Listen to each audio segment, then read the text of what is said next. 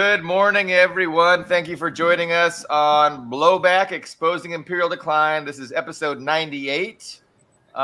Today, we are honored to have our regular panel, Ben Toth and Paige Hungry. I'm on the West Coast. Ian Kummer from a suburb in Moscow. Max Parry relocated to Baltimore, Maryland. And Carlo Parcelli from Washington, D.C. Thank you, everyone, for joining us.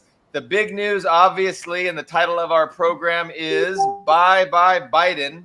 So finally, officially, the speculation has ended, and Biden did announce that he was going to not run in the 2024 election, and that Kamala Harris would, of course, be the person he's endorsing. Wow. I want to hear other people's thoughts. Who wants to start? Can I start with a joking Moscow angle, even though our Moscow correspondent is a cost? You probably know this. But yes, Saturday, there was a shaman, that guy, you know, the shaman, the singer guy, concert in front of the U.S. Embassy in Moscow.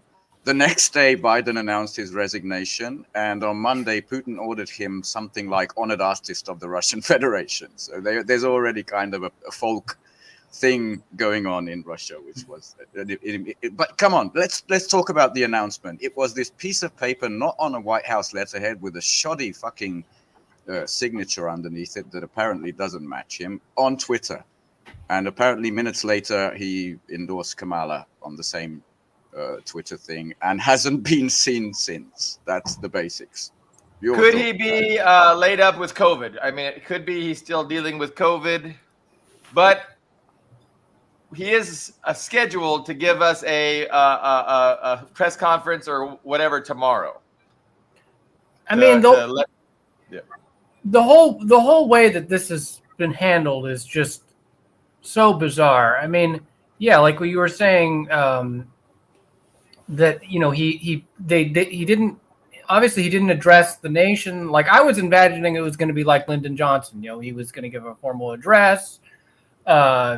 Yeah, like on that day, right? Give the American people an explanation why, especially because up until literally 24 hours before this tweet was made, he was adamant that he was staying in the race, and all his underlings were saying the exact same thing. And then he just does this abrupt change, and they post this image of the White House, his presidential stationery, with the suspect signature, and it's coincidentally right after he's gotten COVID and he's self-isolating.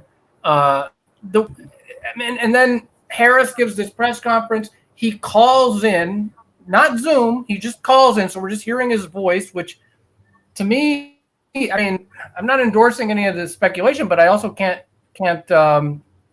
really blame people for having it, because I had the thoughts myself. I mean, it sounds like almost like an AI generated voice. Why can't he zoom in? Just because he has COVID, we can't see him? And he still did, even in that phone call, did not explain why. It was just him saying, I'm still going to be out there. I'm still going to help Kamala Harris. And then now supposedly he's going to address the nation. But the way that this was handled is so bizarre and unprecedented. One would assume that none of that would have happened, and there would have been an announcement. There would have been Biden's going to make a big announcement, a formal press conference or speech or whatever, and you're going to roll out. Not doing it via Twitter, it's just very bizarre. If this were any other country, there would be speculation about a coup. Anytime Kim Jong-un or even Putin, they ever pull some kind of disappearing act where they're not seen in public for several days, there's always speculation in corporate media, what's happened. Body doubles. And with this, it's like we're just supposed to, it's almost a week and he hasn't been seen in public. How do we know he was not forced into doing this? How do we know he's not locked in a room somewhere, for God's sake? I mean, the way that this has all been handled, this change of power, I mean, it's very bizarre. And I think it's possible that he could even be this announcement tomorrow could even be a resignation, because he's not able to run again on the grounds that he's cognitively unfit. but yet he's still going to be the president and serve out That's the remainder the of his thing. term until January. Yeah. It's almost half a year still. And I love the details. I think Politico did this thing where there was this rather dire warning from, Nancy Pelosi, that we could do this the easy way or the hard way. And Sunday's the deadline. So the intricate internal fucking thing from a drunk, also 80-plus-year-old Democrat. And then the Republicans now, I think rightfully say, who the fuck is in charge of the codes right now? We want at least a proof of life, someone called Boba that, I have no opinion on anyway. She's a great date if you could get her to the movies, but we'll leave that alone. Exactly. And during a brand new Kamala rally, the cackling thing, this was the proof of voice. It is so good to hear our president's voice. I mean, check this Joe, out. I know you're still on the call, and we've been talking every day. You guys heard it from Doug's voice. We love Joe and Jill. We really do. They truly are like family to us. And we do. Everybody here does. Wait for it. It's mutual. I knew you were still there. You're not going anywhere, Joe. I'm watching you, kid. I'm watching you, kid. I love you. I love you, Joe. This is what this is exactly why there are conspiracy theories about us being ruled by like lizard people, or because this is like something out of a comedy or V or something like that. I mean, this is so bizarre to me, the way that they handled this. Yeah. Imagine what people outside the USA are thinking. There was reported that the EU leaders were like glued to their phone as this happened on Sunday, didn't know what to do. Now they're paying tributes and the self-sacrifice, the heroic nature of the. How long ago was the NATO summit where this guy blundered after blundered and all of them kind of nodded along? He's fine. Everything's fine. Like 2 weeks later, this happened. The shocking thing is the turnaround. The smart money is going to suggest that Biden will be stepping down, that Biden will not finish his term, that he will hand the presidency to Kamala Harris. It will be incumbent Kamala. What's that?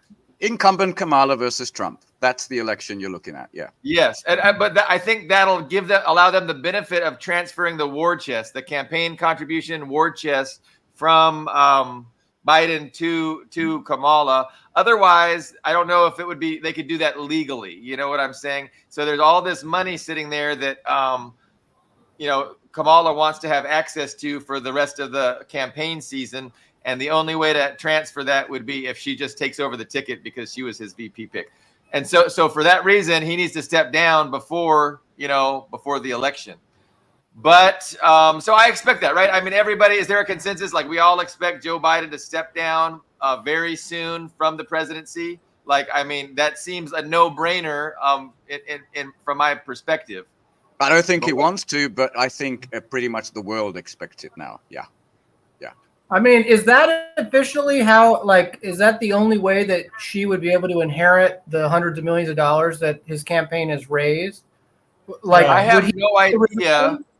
But I mean, that's my suspicion. That's my speculation. I'm not an expert, but I know that's been a concern, right? They've always mentioned this concern. Hey, Biden can't step down because anybody else or Biden can't be off the ticket because if we throw somebody else in there, they won't have access to this war chest. Like, I've heard that talking point. I read an article. Sorry. Anybody else but Kamala Harris. Laughing gas. Because she's already in the administration. Right, so that's why she automatically gets the money, and she raised $100 million. Yeah, like a record in a day. Hours. Yeah, I mean, I think that there has to be some plan here. That because the other thing that people are not discussing is the fact that the debates. This first debate was held very unusually early for an election season. And I remember even wondering at that time, like, why is there a first presidential debate in the summer? Aren't they usually held after the conventions? And it's almost as if they had this planned all along as like an emergency plan. They tried to conceal the extent to which, Biden's cognitive decline from public view. Then they clearly suspected that it would become apparent in a debate with Trump, which it did, but they made it so he had already secured, not the nomination, but there were no primaries. He wasn't going to be primaried by anybody. And then now, in the case of an emergency such as this, now they can do what they need to do to replace him atop the ticket in obviously a very undemocratic way. I mean, plus Kamala Harris couldn't even win, a single delegate when she was running as a candidate herself in 2020, and yet now she's the presumptive nominee at this point. So it's I don't know. Part of me, the way that they had the debates so early, I just find incredibly suspicious, and I haven't heard any sort of good explanation for that. I don't know about the timing of the debate, but the entire legacy media was, of course, he's fine. He's the sharpest tool. He's like completely focused until that debate. As soon as that debate was over, the usual talking heads all went absolute panic mode. All this, it seemed like that was the turning of the tide. I don't think this was organic.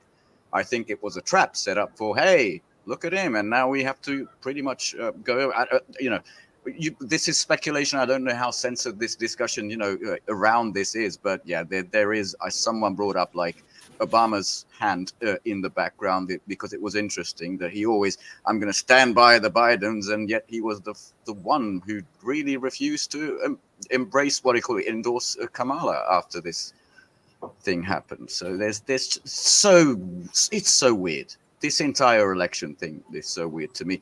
And by the way, we had a quick discussion, like I wouldn't call it an argument before the show. The alternative title would have been what can be unburdened by what has been, because that's the Kamala catchphrase. And I was shocked that Billy Bob didn't hear about this. And there's 4 minutes of this. So this is an unelectable sociopath candidate who cackles like laughing gas, which is supposed to be endearing, but it's just, the only thing that causes her pleasure is power and the suffering of people. So there's no way she wins this. I don't know.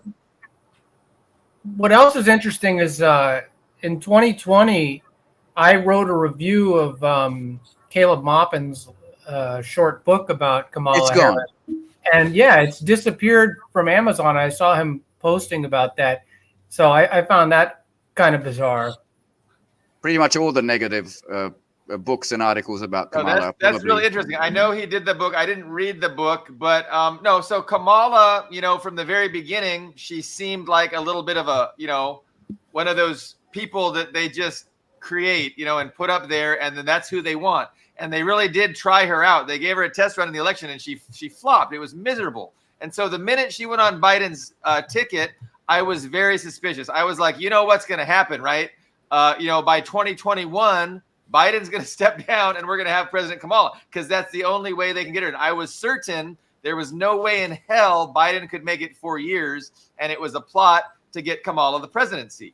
Turns out I was mistaken because, Biden lasted 4 years, but they just, the timeline was a little bit different than I had anticipated. And now, sure enough, here we have Kamala. So who knows? Is she going to pick Barack as her vice president? Can Obama be a vice president? He can't. That's the other question. Who is going to be the VP pick? Yeah. I have no idea.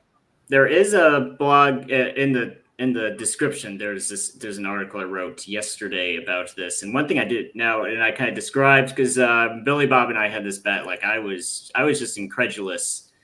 I was incredulous, and this is the picture. This is a meme going around. I found it very funny. It's just, it portrays the Democrats and George Soros holding the knife, betraying Biden. And I thought that was probably the most appropriate meme for this, because I was totally incredulous at this, because it just seemed so ridiculous to me that they would play this game. But this is, I think, exactly. This is exactly what happened. The debate was set so early, and the convention set, the Democratic conventions scheduled so late. So basically the opportunity to have a real primary, give actual people, the chance to run themselves, and for Democratic voters to pick who they want. Because there's, and I mentioned this in the article too, there's no way it's been obvious to everybody not in a bubble in Western media. Like I have all these people, even non-Americans, like British people, like on Facebook and these social media networks saying, oh, well, the debate was clear who's declining. Now, this is everybody who's paying attention has known this for years, even before the 2020 election. Chinese and Russian audiences, of course, because their media outlets show, basically daily clips of what is the day. There's a new one every day. What was today's flub with Biden? Every day it's something new. Calling himself a black woman or confusing, forgetting the names of people he's standing next. I mean, this goes back a long time. So they've known for a while, but they waited, and I think it's exactly for that reason that Billy Bob mentioned, and Max too, that if the voters were given a choice, they would pick literally anyone besides Kamala, literally anyone else who ran against Kamala. They would pick. So they want it to appear organic. They want it to appear natural. Oh, look, Biden's declining. What can we do? It's a crisis. But no, they saw it coming. And when we look back retrospectively, it seems obvious that this was a plan, right? I also need to mention, because you read, and before I just want to mention it before I forget, you mentioned, we were all expecting, if they were going to do a switcheroo, it would have happened, earlier. Yeah, it's so late. But there was an advantage. Late. There was an advantage to this. I think it's kind of an obvious advantage, but I think we all overlooked it, is that if Kamala had come in earlier, she wouldn't be able to do 2 full terms, because this would count as her first term if she had dropped in too early. I think it's, I think if I remember correctly, I have to double check, but I think it's if you come in too early, like within that first 2 years, you can't run again. But now that she's coming in right at the end, she can be reelected. She can be elected and then reelected. She can do 9 years. No, that is a good point. I did not think about that. So you're saying if she ends up doing this last couple months before before January. Yes, they could just have her pulling the strings already, or they could just, even if we go with that theory that maybe Biden's going to announce his resignation, that would not affect Kamala's ability to run 2 full terms.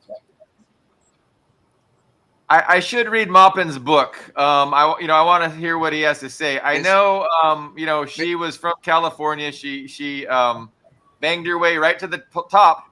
God bless her.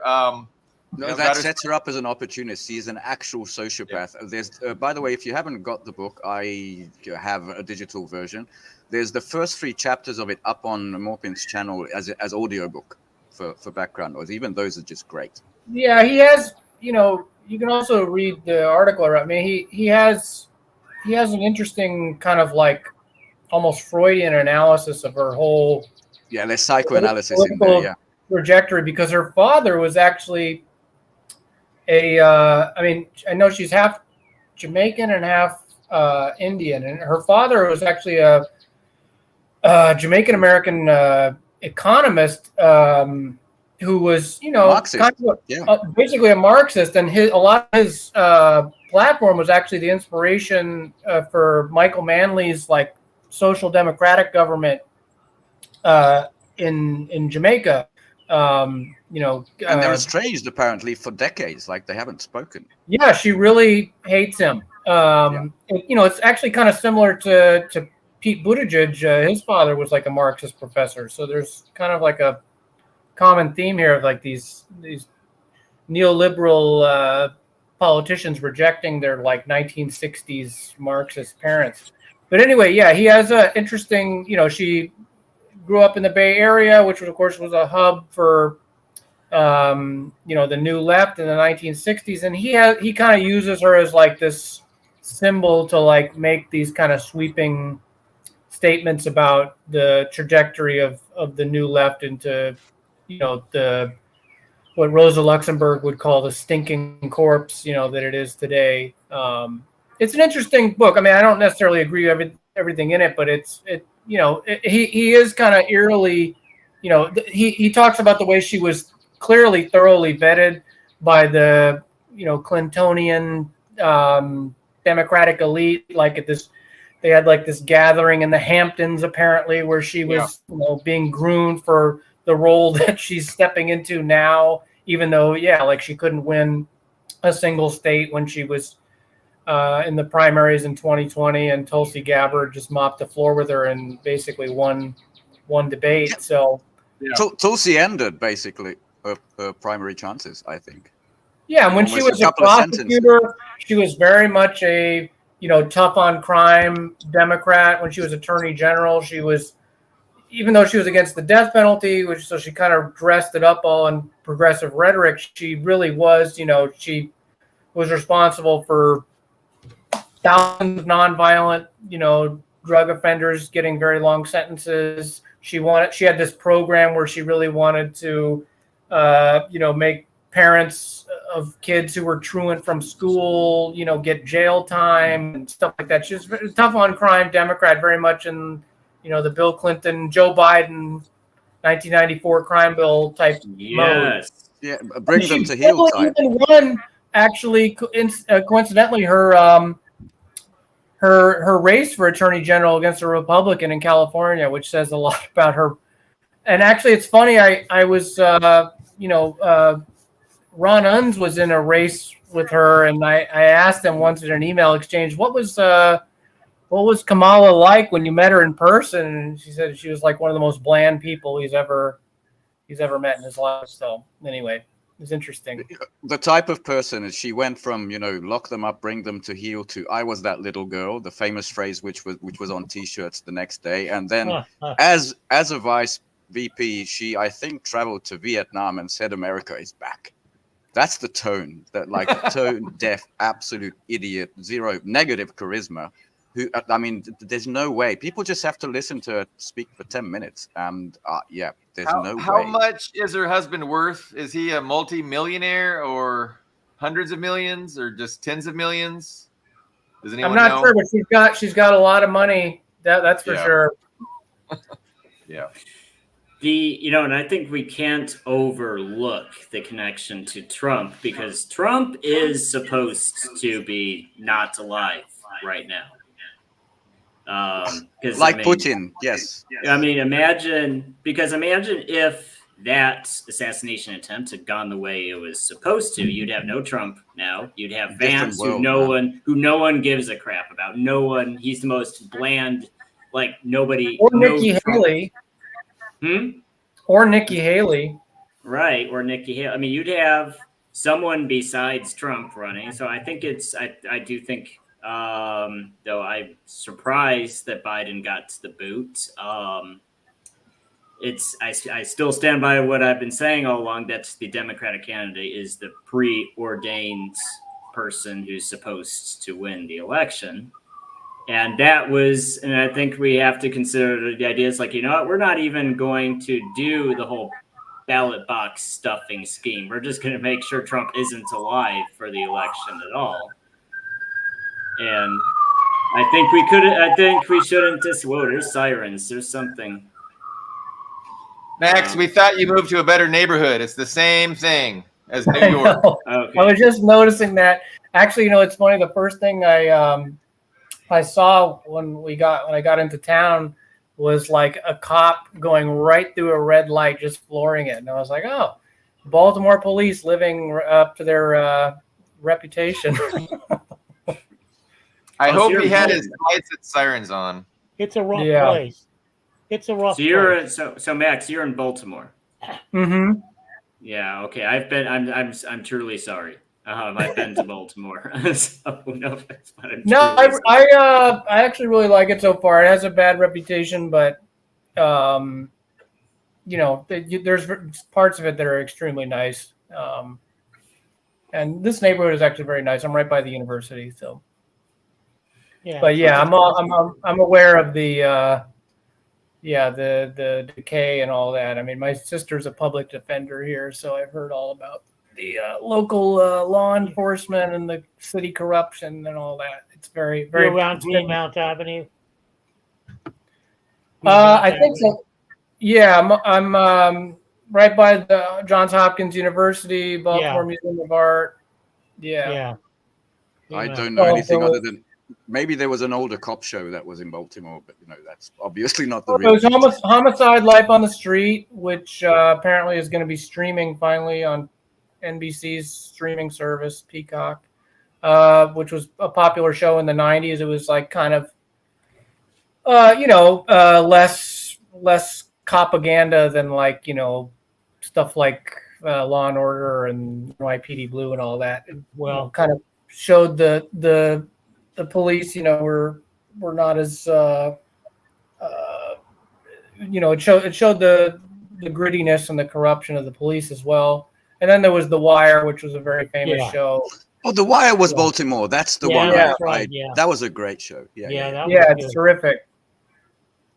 Okay. Yeah. And there was I'd also like to. this show, We Own This City, which detailed the whole gun trace task force scandal they had here, where it's very similar to the Rampart scandal with the LAPD in the 90s, where you had these cops basically, running a criminal enterprise, stealing drugs from drug dealers and then turning around and selling it, stealing money from them, planting stuff on people, framing them in mass, and, just running around doing whatever they wanted. And they were like a criminal gang themselves. And so, yeah, the Baltimore police, they have a horrible reputation. It's like the mafia, basically. And so they did it. Not the same people that did The Wire and Homicide: Life on the Street did this series, We Own This City. That's a dramatization of that scandal. It's pretty shocking what these cops were doing. Okay. So stay safe, And Max. then you've got Yes, please. you've got the wars and the unions, which The Yeah. Wire did. The second year was all about the longshoremen. Yeah.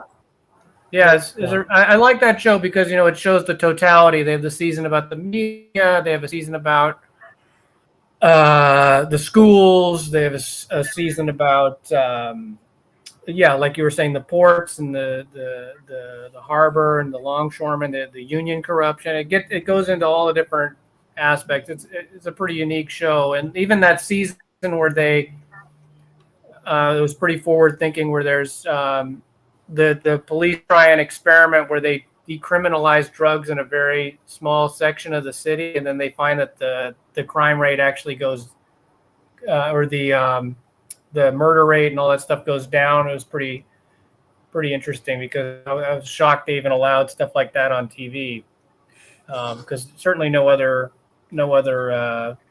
cop TV show would have something like that. Yeah. But what was I going to say? So I guess here's a question for everyone. Should we expect more attempts on Trump before the election? I wanted to get back to your point about that, but if that thing succeeded, not just nicking his ear, I mean, if Trump were not alive today, it would be an entirely different world, not just the US election. And I'm wondering how that design would have looked, who would have been, because the Republican convention was the next day where they wholeheartedly embraced Trump, but maybe that wasn't supposed to happen. I'm wondering, what was the alternative? So I spent don't know. 4.5 hours yesterday watching the Congress grill the director of the Secret Service. Who's resigned now? Breaking news today. Oh, that's interesting. So, I mean, everybody, it was bipartisan. Everybody was saying she should resign. She was not forthcoming at all. She knew it. She had information. She was subpoenaed to get there. And when she got there, she's like, I'm not telling you anything. There's going to be an investigation. And until that investigation is done, I'm not saying shit. So she's one of those people that, is in this position, but, she's really just being told to do, told what to do by the powerful people, probably in the FBI. So Can we say good fall guy other than the crooks guy? Good fall guy, as in, But how conspiratorial are we going to get? So, Ian, it seems you're fairly concerned that it wasn't just a lone nut gunman, that, an extreme carelessness and incompetence, right? So I'm liable to think that it's incompetence, but Ian, you're suggesting here's the thing. Yesterday, well, no, not yesterday, but 2 days, before Biden is basically dropping out of the race, I would have agreed with you, and I think I did actually say that when we talked about it last time. That it could be. There's been so much Trump derangement syndrome I mean, it's almost surprising more people haven't tried to, I'm going to go shoot Hitler before he comes to power, but Yeah. the fact that this was timed so closely.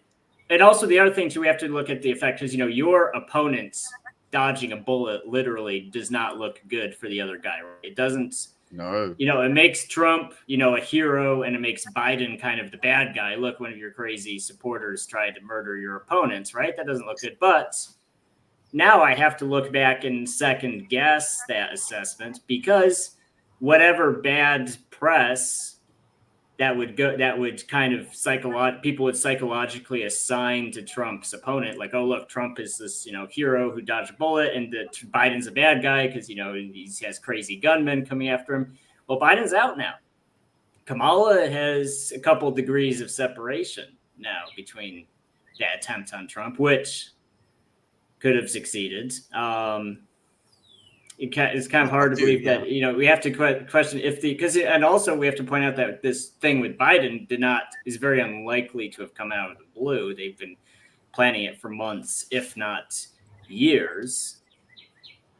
We do have to question if they're connected. I've kept up with especially Larry Johnson, Max's fashion star icon. I think I really love your shirt. And he he wrote on Sonar 21 about this. He took an AR-15, like the same caliber, the same type of gun, out to a shooting range, and about half the range, he, being relatively well trained, could barely get the shot in. So there's a bunch of people in intelligence who really don't. Apparently, the other detail that came out, he has 3 phones for some reason. Some of them had foreign contacts. And he just floated a drone that same morning to check out the place. So all of these details. I'm sorry, I didn't understand it. So Larry Johnson was saying it was a difficult shot, or that was an easy shot? It was a very difficult shot. Okay, Very difficult looking from that at the range. Distance, it from a beginner, someone who shot a couple of times at a range with a red dot sight. You probably know that better than I. It wasn't a scoped ultra sharpshooter shot. Yeah, Larry was clear that he's not an expert shot, but he couldn't make the shots, and he wasn't using a Manlick or Carcano, that's for sure. So, well, here's the thing: it was a small caliber AR. It's just a 22, if I'm not mistaken. It was a 22 long rifle. He has an optic, which is always better than an iron sight. It wasn't a super. I mean, it's not. You don't need to be an elite sniper either. I mean, and the big thing is the timeline of events. A cop had gone up on the roof and interrupted him. And he waved the gun at him. So he waved the gun and then turned around. So I think if that cop had not, by complete chance, happened to climb up, say, "Hey, what are you doing up here?" If he hadn't been, because if you get flustered, right? If you get flustered, that's going to ruin your shot. You're just like, oh, I just got interrupted by this cop. I have this one small window to get my shots in. He blows it. I think if he wasn't, I think that's the only reason Trump is still among the living today, is that cop had gone up on the roof and interrupted him. Maybe. And because those shots were over 5 seconds. That was a 5-second burst. If he hadn't been interrupted, and he had to move his head too. Was the assassin, in communication with intelligence services? I mean, I don't see why there's any reason it can't be both incompetence and something that was clearly planned, because it doesn't necessarily mean that the entire Secret Service had to even be aware of what was going on. I mean, clearly, if you look at the video, the people behind Trump, already aiming in that direction before the shots had even started. It's almost as if they let him get a couple shots off before they took him out. I mean, but then you look at his profile, everything about him, and he's like a 20-year-old former nursing home worker or something. I mean, he fits the mold of, like the way that he was a registered Republican, but he's giving money to a Democratic group. It's exactly like, Oswald, bullied in high school, loner, pro-Cuban and then anti-Cuban emigre groups. I mean, just everything about him fits the mold of like this MK Ultra, assassination program patsy. I mean, it's just, you just look at him, it's pathetic. I mean, I don't know what to think about it. I don't think we have anywhere near enough information, but I don't think that they're engineering something, and also the Secret Service in general being extremely incompetent are mutually exclusive. I mean, they might have taken advantage of the fact that the Secret Service is clearly not as well run as it, the optics lead us to believe, like prior to this disaster, where they didn't even know how to holster their guns properly, didn't know how to. I mean, it was. That's true. Yeah. The DEI meme went around. The biggest new information is that there's a claim going around that the gun was actually staged ahead of time. He just walked into and picked it up, which actually makes a lot of sense, because imagine if you tried to bring, a long rifle into like a sporting event or a political. I mean, you just couldn't do it. I mean, with a big ladder in the other hand.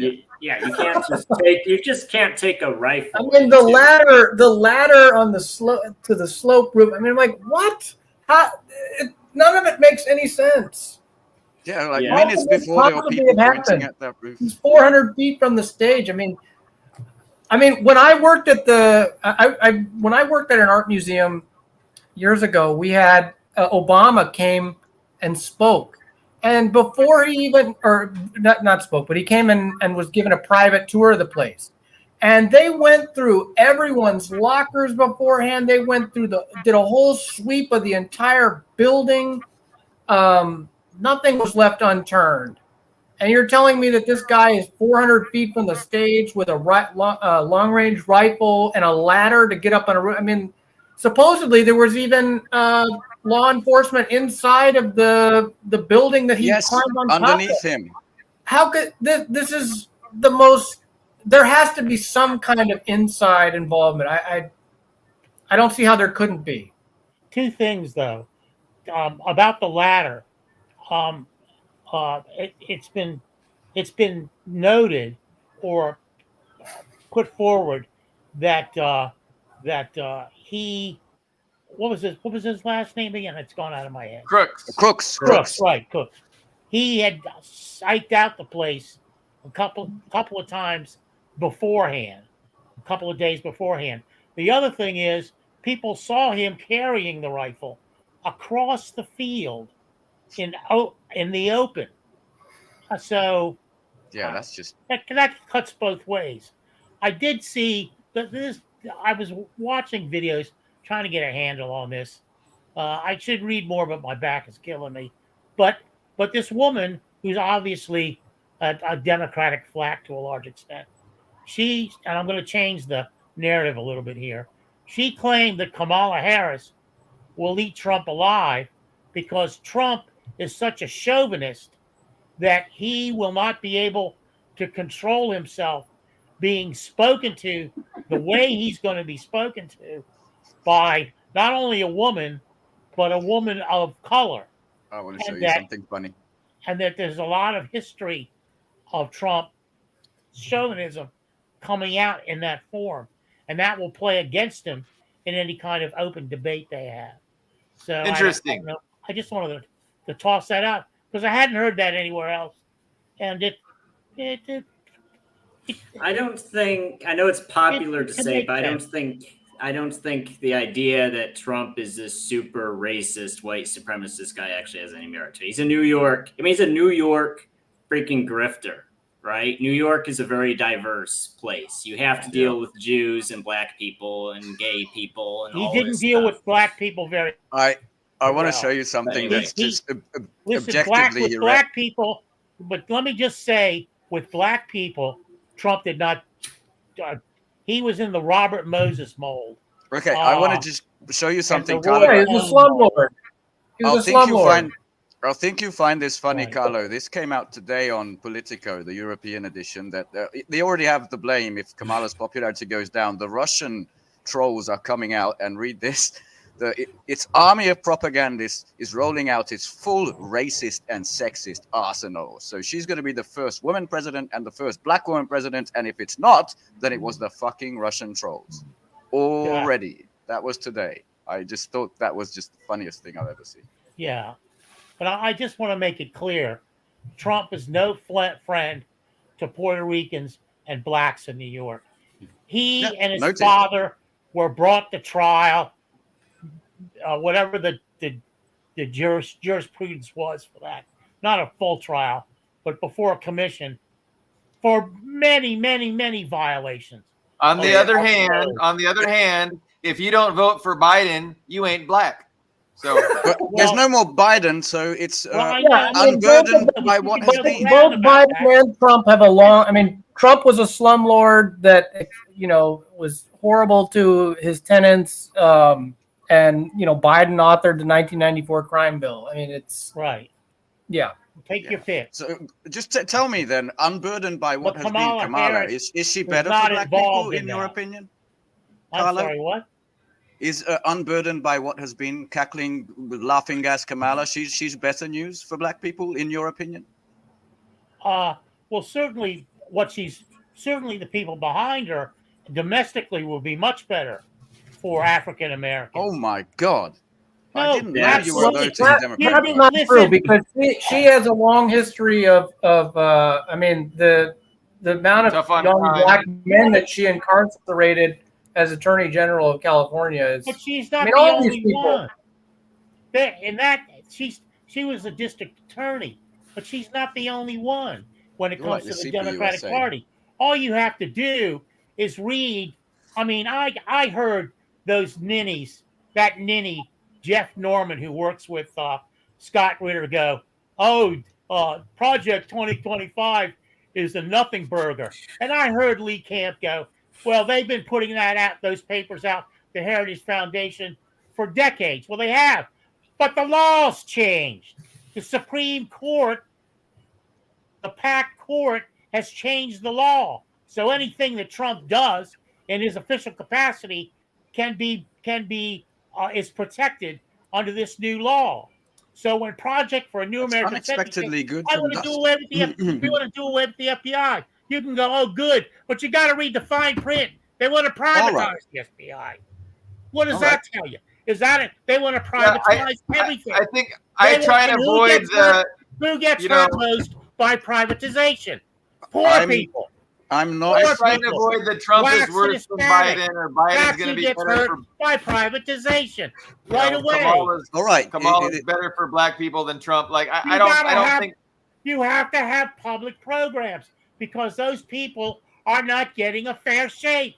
They're still not getting a fair shake. Well, no one is denying that I'm certainly not. I can't speak for anybody else. I'm certainly not saying getting a fair shake. But I will say, though, and also I think that the whole theater about that, that Trump is like not going to be able to control his sexism is like going to work against him. I mean, it worked fine against Hillary Clinton, and they made a big deal about how he was like during the debates he was like walking behind her and in this like physically intimidating. That's all a bunch of theater to me. But with Kamala, I mean, the idea that she dressed up her prosecutorial record in progressive rhetoric, but she was absolutely known to be absolutely ruthless in her tough on crime stances as Attorney General. I mean, that's the whole reason behind the Kamala as a cop meme. Because she was. So we had this guy on the show. We had this guy on the show a couple of weeks ago, and he goes, "Oh, the election was fraudulent, blah blah blah." And I pointed out to him that 64 courts heard 64 different cases brought by election fraud people, insane people that hung around Trump, from Giuliani on down. I can't remember the names of those creeps. They were idiots. And so his thing was, well, those 64 cases, they just threatened everybody. Oh yeah? Well, that's bullshit. That's a conspiracy theory that goes beyond the Kennedy. I think it's not news to everybody that the entire machine is corrupt. Valid. I don't think that's news to anyone.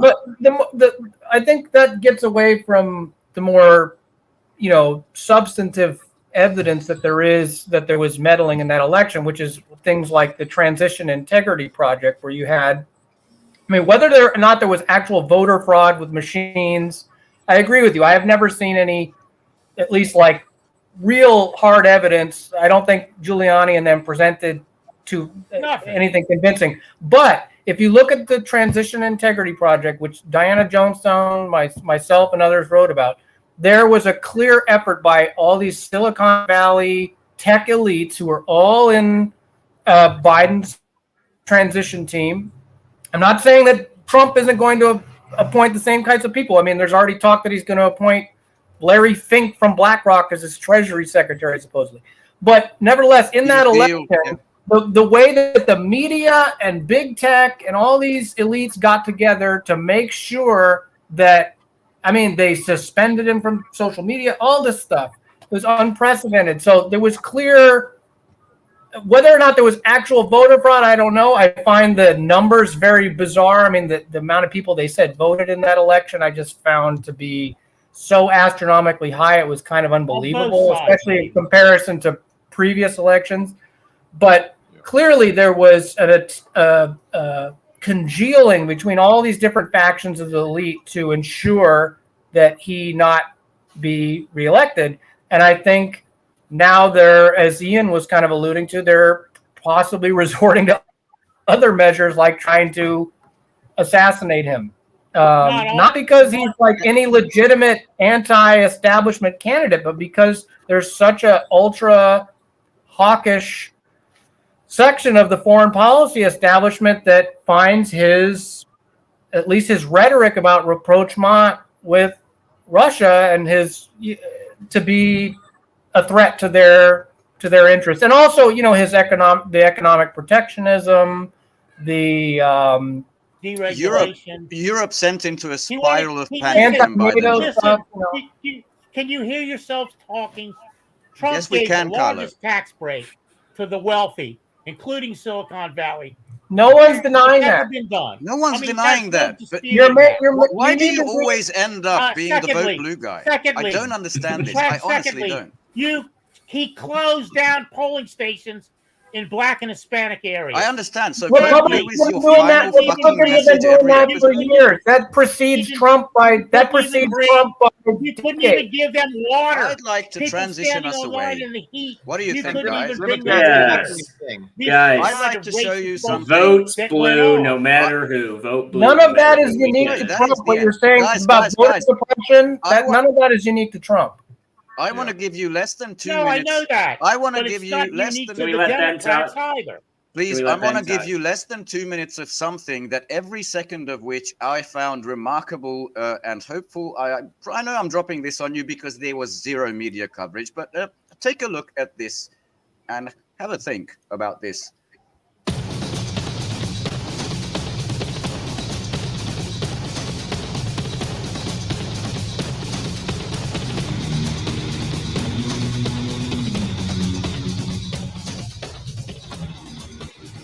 I love the white imagery. I love the white imagery. The aesthetic is just perfect, I think. Also, the battle hymn, we'll talk about that later. Isn't this just an more expensive version, though, of what Caleb Maupin was trying to do with the Center for Political Innovation? Nope, because he's not a political party.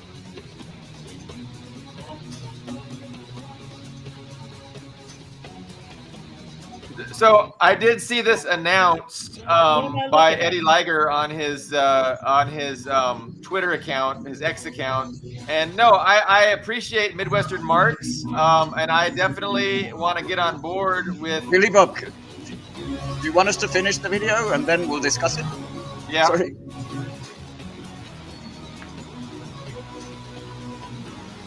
It's not long.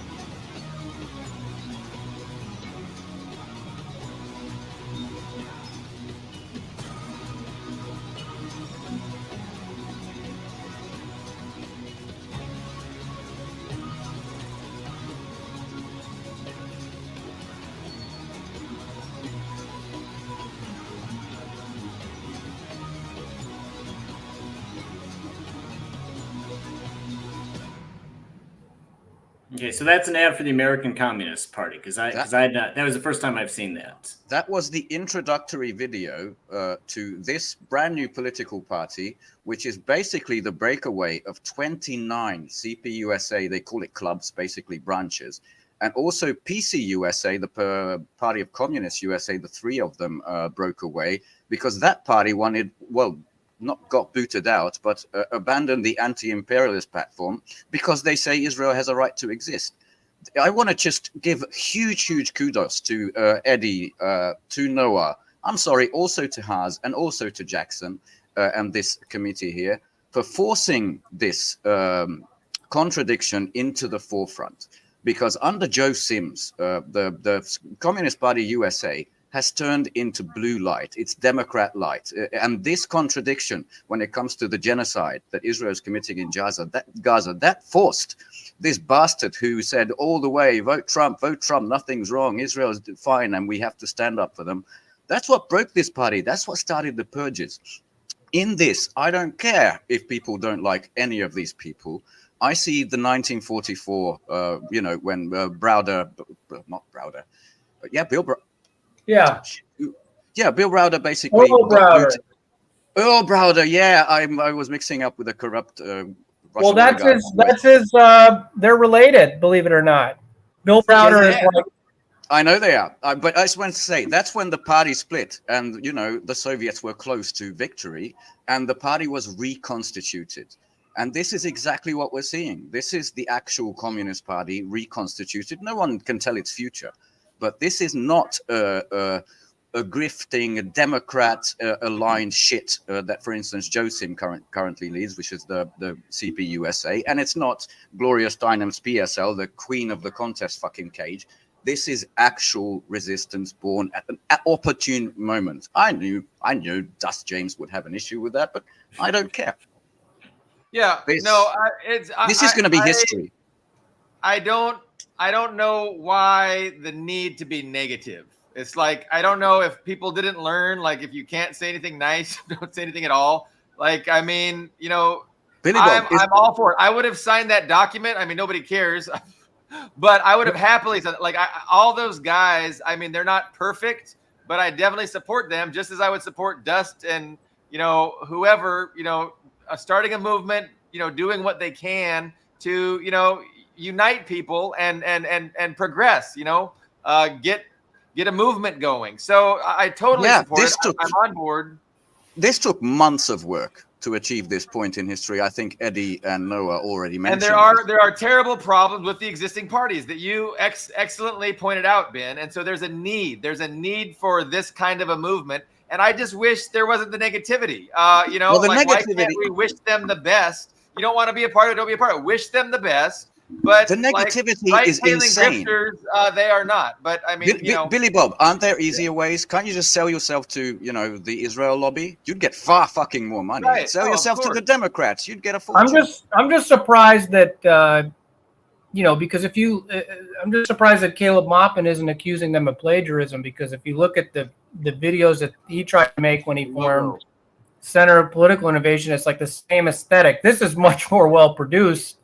But it's the same idea. So I know he and Jackson Hinkle have butted heads because he's accused Jackson Hinkle of being like the dumbed down version of him or whatever. But I mean, I'm all for it. I mean, I think it's a step in the right direction. I mean, it's not perfect. I have had disagreements with some of those individuals involved, but that's fine. I think it's very similar to the Workers' Party of Britain that George Galloway formed. It's at least resemble. I mean, the Communist Party USA has been was infiltrated decades ago and has just been an organization that tails to the Democratic Party for decades now. Yes. So yeah, it's only a matter of time before a younger generation wants to break away from that. I mean, and all the parties have tremendous problems. I mean, the Answer Coalition affiliated parties like PSL and Workers' World, they do a lot of great work, but they also, are very much tied into lightning the rods, whole twice removed from trots. two-party culture wars and identity politics and all that. And, you know, it's the reason that I've never joined either of them. So, And, you know, the party itself, it will have internal contradictions that it needs to iron out. I just wish them the best of luck. I think they can manage this. And I don't get the attacks. I don't get that. Like, that's not productive. Why can't, if we don't want to join them, wish them the best. Like, but PSL and things like that take a pro-Israel stance or a pro-Democrat stance, and they get involved in the anti-Trump bullshit. It's like that's a legitimate reason to avoid them and to talk shit about them. But Midwestern marks and people that, have the correct understanding about history and about actual existing socialism and aren't afraid to, embrace that and don't have to, disparage, Stalin and Mao and things like that. That's what I think makes a great foundation, a great ideological foundation for a legitimate movement that I can support, that doesn't have to give lip service to the fake history of anti-communism and that capitalism is, permeated in everybody's minds. That's where it begins. But if you're not a trot, then you also have to embrace the current anti-imperialist resistance in all its forms, not just the Marxist-Leninist forms, for example, you find in Cuba. But you have to embrace Iran, Russia, China is the Marxist country, but the actual forces. Oh, the DPRK, the People's Republic. It's going through the Renaissance right now, which is just amazing to me. The best news. So that's another good point. I mean, I was talking about history, but the contemporary, that political party's position towards Iran, towards DPRK, that's very important. And they have the right position. And I don't think any other political party in this in this country can say that. So, I mean, it's an awesome development. It's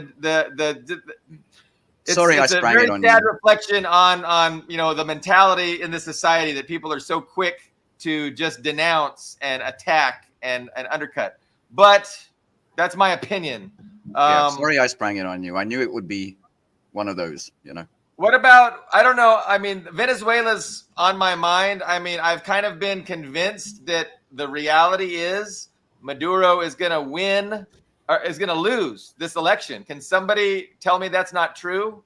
The only metric that I've seen on popular videos is the absolute insane crowds that he can still attract. So I don't really believe the narrative that he's actually on the losing side. Yeah, I mean, I was given that information and it seemed legit that, there was no chance of him winning this upcoming election. And that was a devastating blow for me to process. But I hope I've been misinformed. I hope I'm wrong, because that would be terrible for, humanity, not to mention South America. I don't worry about Venezuela one bit, to be honest. Okay. I hope you're correct. Where did you get that impression that he was going to be?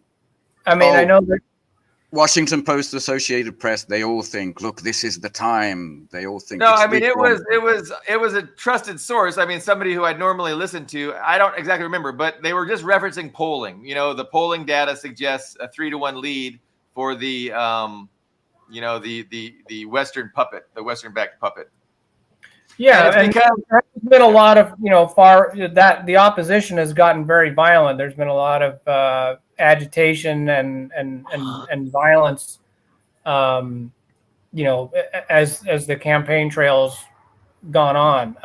And the economic war has taken its toll. I mean, it's hard for people to continue to sacrifice, and they're being asked to, and it's tough for them. I feel bad, but it would suck if they gave up now, right when things are looking like they're going to definitely improve. Yeah. I mean, getting back to the previous moment, Biden dropping out, Trump almost assassinated. It's a very unique, historic moment for this party to arise, the ACP. But forgetting about that, I mean, 1944, when the Soviets crushed Berlin, basically. I think we're reliving that in a way. It kind of echoes. I mean, what this caused, the Biden dropout in Europe, I can only describe as absolute panic. The German Foreign Ministry, I'm not going to say Baerbock, but someone who answers to 360 degrees, the most stupid politician in the world, set up this crisis group of what if there's a Trump 2.0. The the Polish foreign minister, the Sikorski guy who's married to Anne Applebaum, apparently wants to launch this PR media campaign in the USA to convince the Americans that you need Europe, you need NATO. That's how fucking they shat their pants. All of a sudden, this La Cucaracha Verde, the green cockroach, is speaking about peace sooner than later to, I don't know if there's a foreign minister of the Vatican or something like that, but they sent a secretary of the Holy See to Kiev, and this is apparently today. I think Just have a all quick of us listen, it's short. understand that we have to finish the war as soon as possible, of course, not to lose people lives. We never heard that before. I thought the Russians were losing all those people, like 6-1, 10-1, and we're going to prevail. 100-1, yes. And suddenly everything is turned around very, very quickly. I mean, that's a very positive development where I'm from, even though everybody's against Orban at the moment. He's like the Trump once derangement that syndrome, bullet but in missed Europe. Trump by a millimeter, that's when they've got to rethink things. No, Yeah. It might be. I mean, we have to think well, about. they'll get another chance. I mean, if they're determined to kill Trump, I mean, I don't think they can be stopped. But I don't know. But what we have to think about, we don't know how much of it, the whole thing was originally hatched and from, like the intelligence services or something. I mean, it could have just been like the plot to kidnap Whitmer. It was something that was, engineered, or this guy was ensnared, It doesn't necessarily mean, I mean, they took the guy out, he was killed. It was just, and it was that Trump there was inches from entering his brain, but it wasn't a direct headshot. They had to have known that. So, yeah, I don't know. I mean, it could very well be there could be another attempt on his life. Who knows? Yeah, I don't know. I just know that all the people who never believe anything is staged are the ones out there saying that, oh, this was all hatched by Trump. I mean, how you stage a near headshot, I don't know. Keith Olbermann. Having someone fire a gun at your head, yes. We might find out from our guest on Friday. Yes, but I want to ask Jeff. Ian a question. When we first heard about the assassination attempt on Fat Boy, and I'm sad that he missed, personally. Ian, you and I were both on the same page. We thought that it was just a kind of a lone guy doing it. What's changed in your mind, if it has at all, really? Well, I'd say it's still a possibility, and like I mentioned probably about 10 minutes ago, we have to consider it in the context of them axing Biden. I mean, if it's a coup, it's possible they could. The intent was to coup both parties, since it's a bi-party state. So if you're going to axe Biden, essentially remove, against the will, absolutely against the will of the voters, then it's logical they might have also had a hand in, while at the same time we're going to cut off the head of the snake, make sure Trump isn't around to oppose Kamala. It's possible.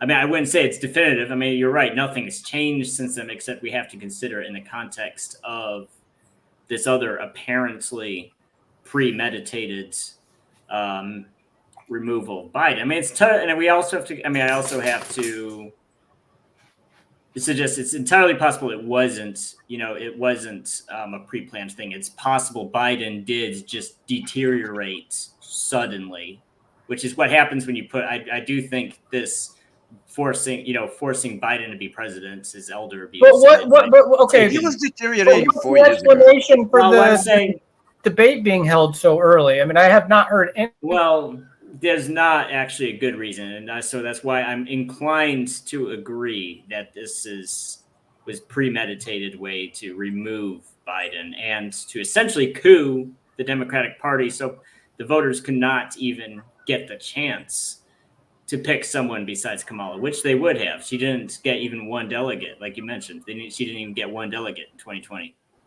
And over three quarters of Democrats have been wanting a different candidate for over a year now.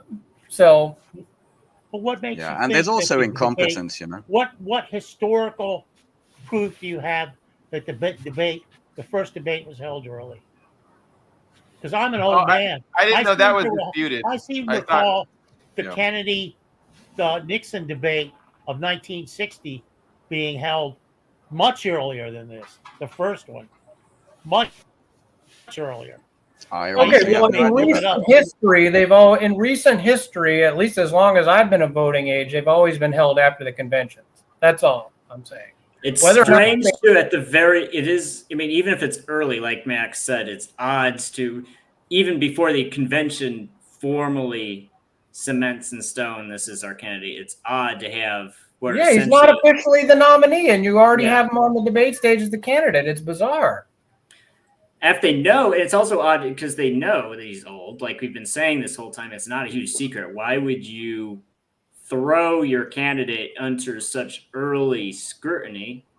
Unless it was just you wanted to throw him under the bus. It was a setup. It was a total setup, and that was proven by all the chattering after the fact of everybody in the Democratic establishment saying Biden has to go. Like that's when and you the know. online media, like the media was all given marching orders. I mean, up until the moment the debate happened, they were all saying he was lucid and sharp, and then as soon as the debate was over, They did a 360. Total 360. Yes, Annalena. I mean, a month ago he shot himself at Normandy Beach, and there was no word about it. Nothing about his age. And look at his State of the Union addresses, because those are televised public live streamed events, right? And I remember the 2022 State of the Union where they were CNN was literally comparing him to Abraham Lincoln, literally compared Biden to Abraham Lincoln, and it's just like,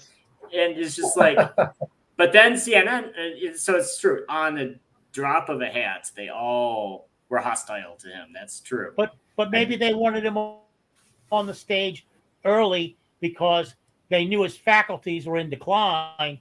They had him on a couple of months earlier. He might have been more lucid than he would have been. It's not the say, first. It's not now it's the or first after debate. After the convention. I don't know. By the way, Billy Bob, I'm looking at Telesur polling from just the other day, and Telesur English, and they say that Maduro maintains dominance in electoral preferences. So I don't know what the WAPO and all them are polling, but I mean, obviously this is a very biased source, but they seem to think that Maduro's doing well. I just really believed it. I hadn't paid attention, and I really believed that it did not look good for me. I hope I'm wrong, because it was a little bit distressing, especially after all the people of Venezuela have sacrificed, and now it's about to get better. It would be an awful, awful, awful time to, capitulate. I think it would be unlikely. I'm sorry, Billy Bob, but I think it would be unlikely that somebody from the opposition on the right would win in Venezuela, because they've always been splintered. I can't even remember the woman's name who's now running against Maduro as in a kind of consortium of parties, but they don't have that much influence. They're like a bunch of Juan Guaidos, as far as I can tell. Yeah. I hope I'm wrong. And so I appreciate you guys giving me a little bit of optimism, but I don't even know when it is. I think it's coming up pretty soon, this election. The one thing you got to remember or consider, are the Venezuelan people more savvy than, say, the American people? And my answer would be immediately yes, because they've been put under this kind of pressure. I think they understand the nature of sanctions. I think they understand the nature of coups. I think they've seen it firsthand. They love Chavez. Obviously, you want to talk about an assassination? There's your assassination, Chavez. Well, they tried. And, they tried Maduro too a couple years ago. With the drone, sure. People put up that. He was even, he gave a speech after the Trump assassination, denouncing it, and said, I'm denouncing it, even though you basically tried to kill me a couple years ago. We've been on opposite ends of the we've been political opponents, but I denounce your assassination attempt, and I hope you'll reconsider your country's policies towards mine, Yeah. which I thought was pretty commendable. Yeah, but I think that the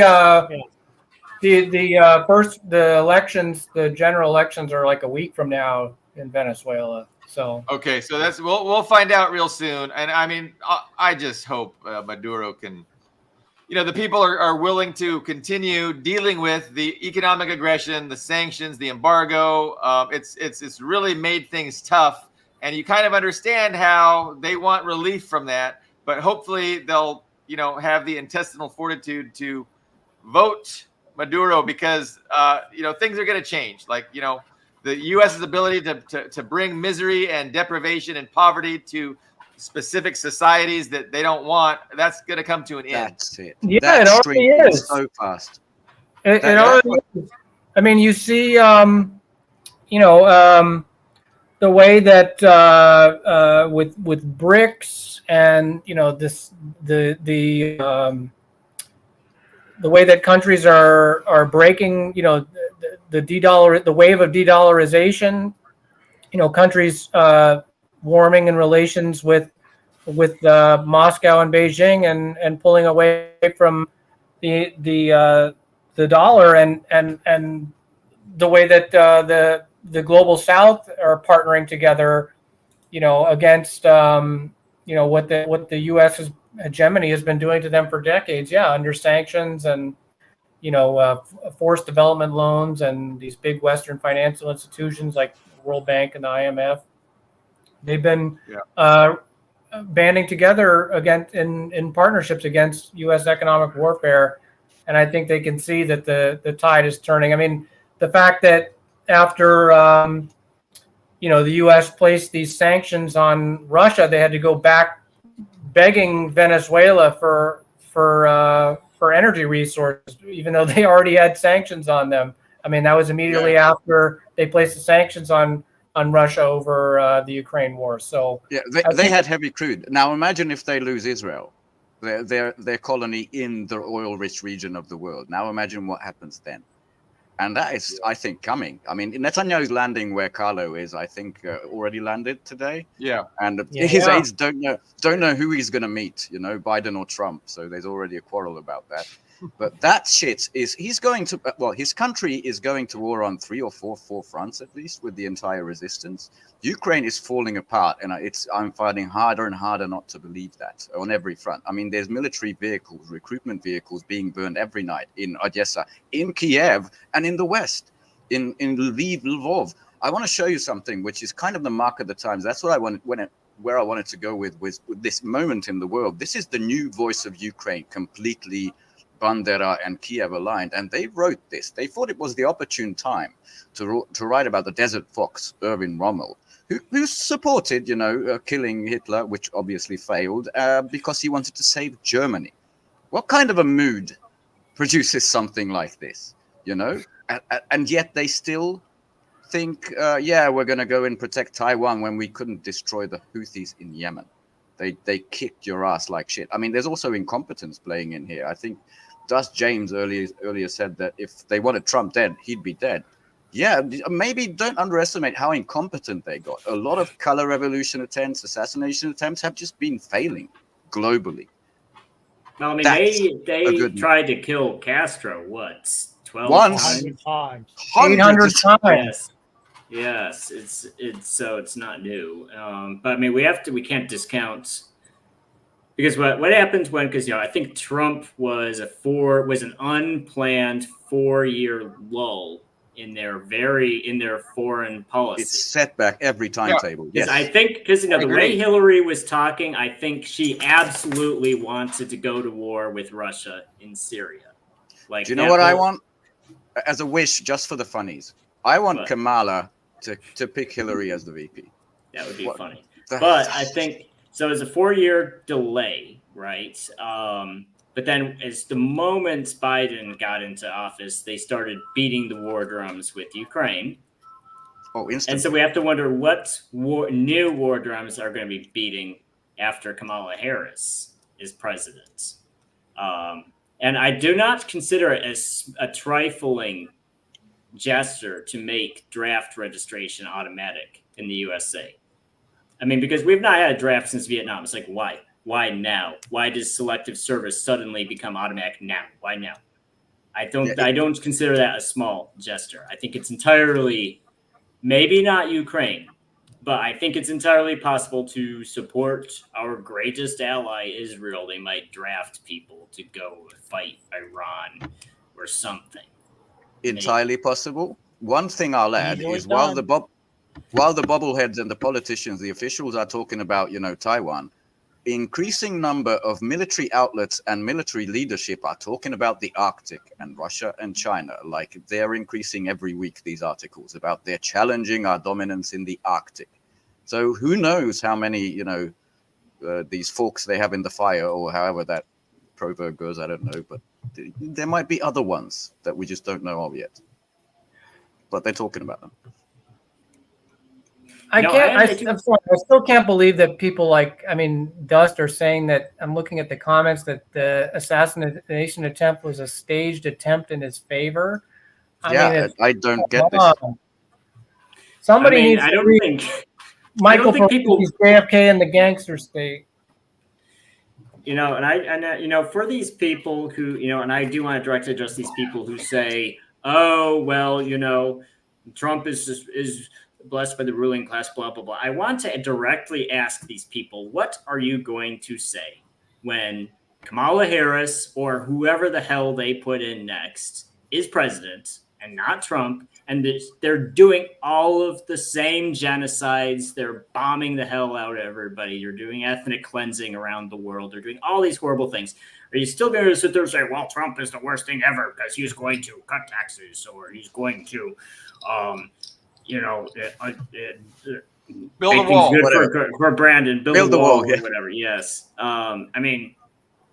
I'm sorry, but these little social identity politics are less important than the freaking genocides. The American JDAMs exterminating dozens, if not hundreds, of Palestinian children every day. I'm sorry, your little stupid little first world problems are less extreme than that.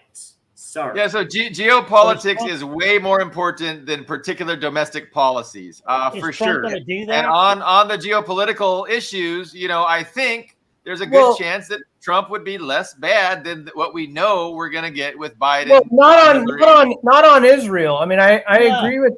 He's definitely obviously going to. I mean, the one thing about him is coincidentally the thing that they never criticize is how much of an unhinged Zionist he is. But that's true. Yeah, obviously at least rhetorically on the Ukraine front, what he suggested about the breakup of NATO and things like that, that's obviously makes the prospect of a nuclear apocalypse, slightly less likely. But yeah, obviously on the Israel front, it's going to be just as bad, if not worse. Exactly. But this is I believe you have it surrounded, but let's not debate, because the questions, it's like choosing between cholera and AIDS. It's just, I just reject the entire premise.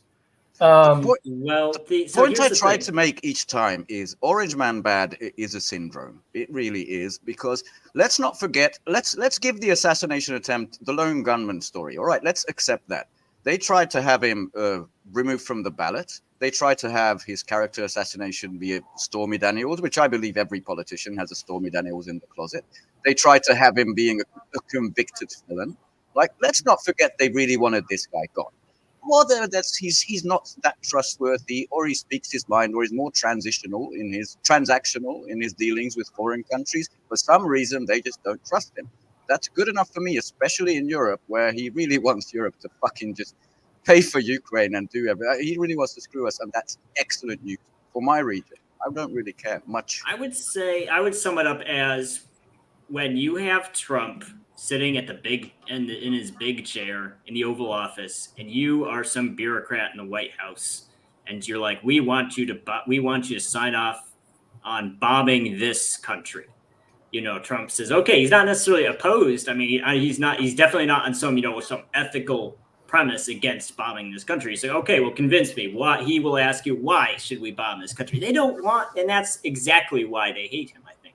They don't want to have to say why. You're just supposed, you're really supposed to be just, bomb whatever country. They don't. In one of the memoirs of that was, a Trump in the Trump cabinet, they talked about how he was sitting at a table with some generals, and he called them dopey babies and losers. Yeah.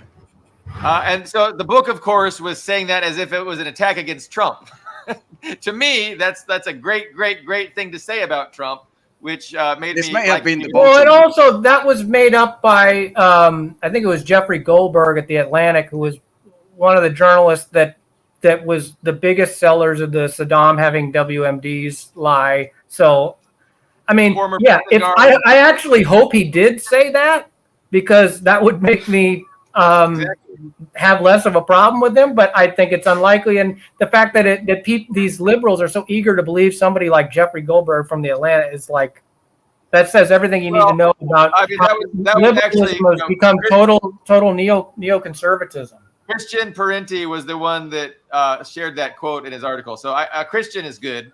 But yeah, he wasn't there firsthand. So he was passing along the quote from somebody else, but he was suggesting that that's the reason they hate Trump, because he can't be counted on to, rubber stamp their imperial. Yeah, he's a loose cannon. He's a loose cannon. He breaks from their orthodoxies, and it's the same thing with Kennedy. I mean, read Michael Parenti's essay, JFK and the Gangster State. It's not necessarily that JFK was genuinely anti-war. No one's saying that. But he was perceived that way by these insane ultra hawks within the foreign policy establishment. And I think the same applies to Trump. And clearly Christian, I don't know about Michael Parenti, because apparently he doesn't. He's silent, like he's got dementia, I believe, and he can't comment publicly. But clearly his son believes the same thing applies to Trump. And I personally think that too. It's not that Trump is genuinely anti-war. It's that he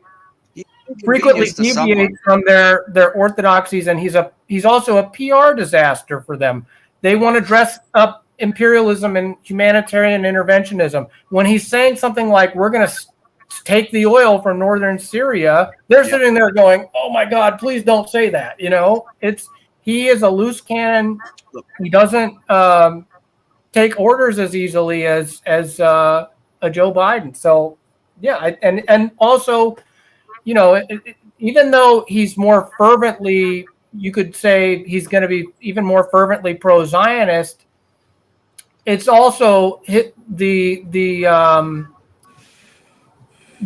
fervent pro-Zionism could also backfire and become a PR disaster in the same way that like the Saudi war on Yemen did. I mean, having a Biden or a Kamala Harris at the head of U.S. imperialism while Israel is conducting this war in Gaza is going to be much more advantageous to maintaining a positive view of Israel than having Trump, who's probably just going to be, go in there and do whatever you want.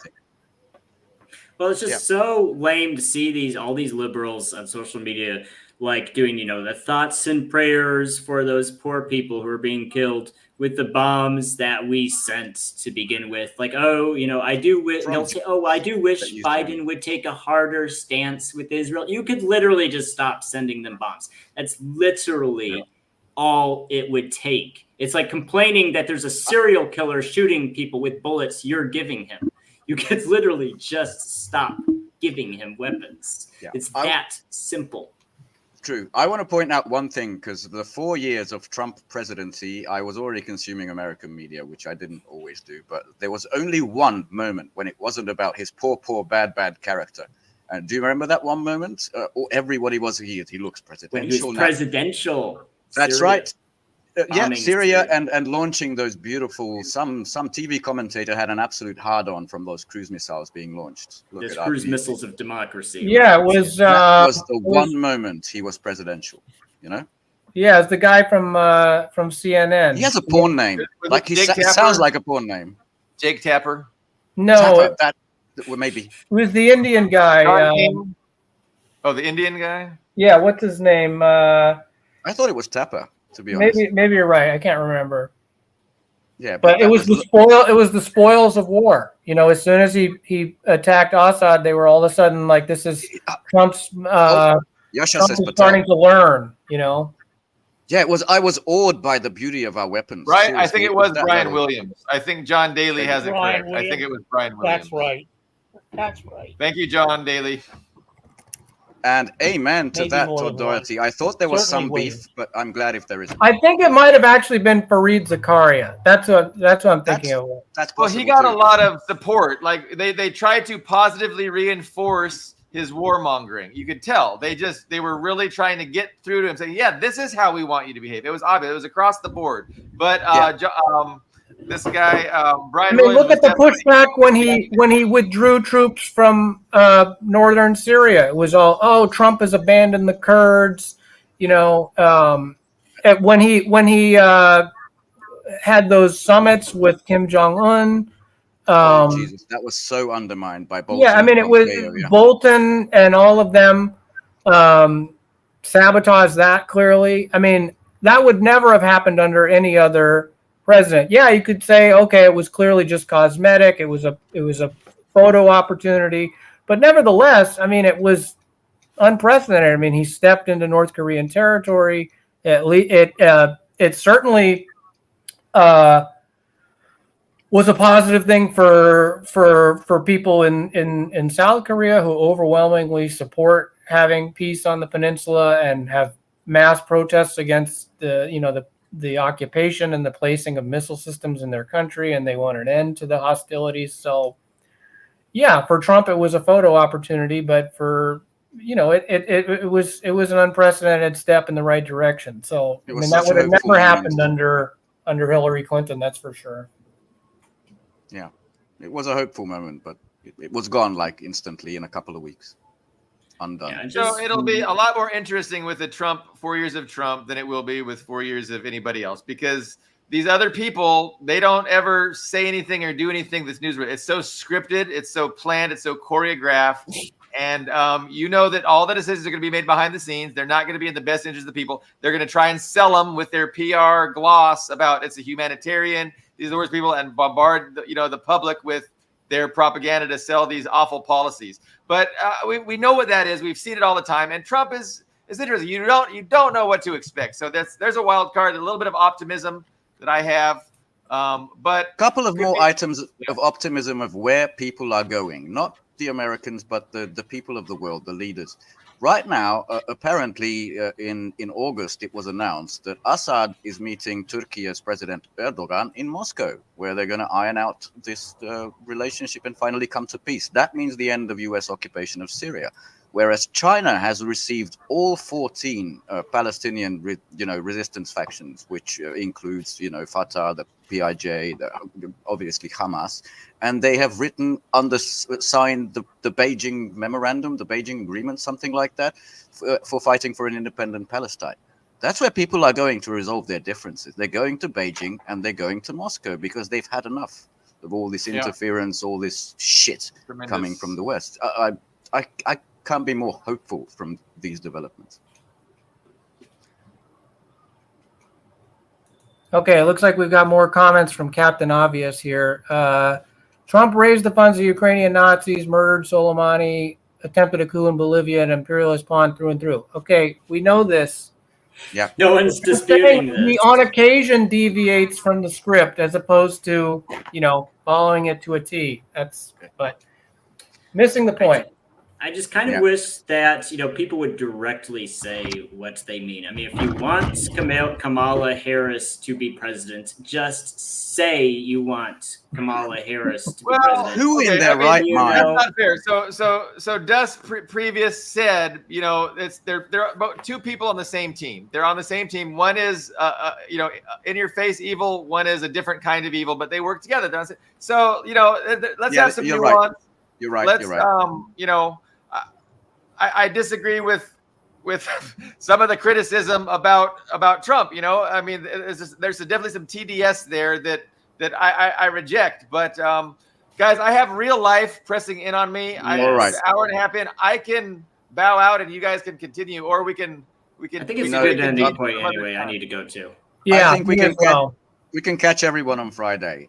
Thank you for being with us. There's been a lot of commentary from our OGs, so thank you very much for being here. And yeah, thank you, viewers. We will reconvene. Jeff Brown this Friday. We're going to talk Trump conspiracies. I'm not even sure where Jeff is on that, but we're going to find out very soon. So thank you very much, and we'll see you then. Thanks, Max.